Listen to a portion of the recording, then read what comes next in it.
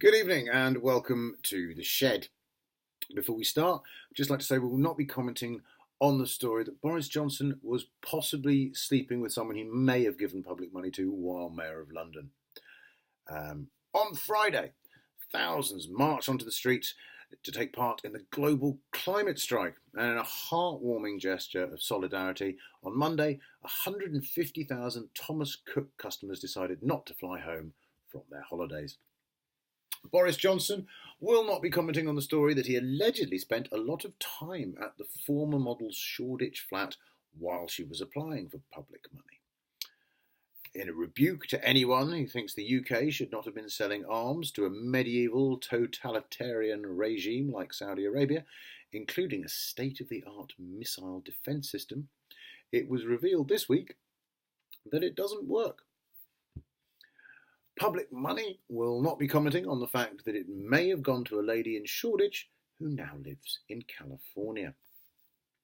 In his autobiography, scandalously not entitled I, Bellend, David Cameron says he regrets the repercussions of the EU referendum, but not calling it in the first place. Similarly, Tony Blair regrets the repercussions of the Iraq War, but not taking part in it.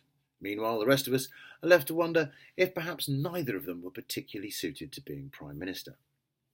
Speaking of which, Boris Johnson will not be commenting on any big decisions this week, mainly because he doesn't have to make any as he's shut down Parliament.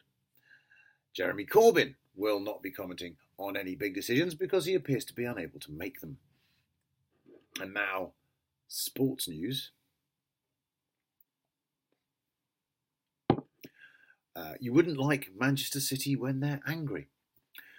Meanwhile, Leicester might be quite good. Everton probably aren't. Manchester United used to be. And Aston Villa are not,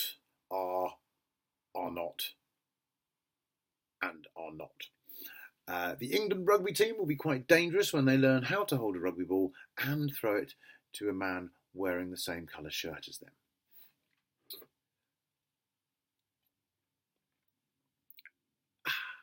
And finally, Boris Johnson has announced plans to build a bridge from Narnia to Neverland.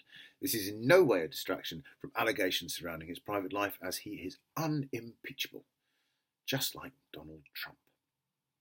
That's all from The Shed for this week. Thank you and good night.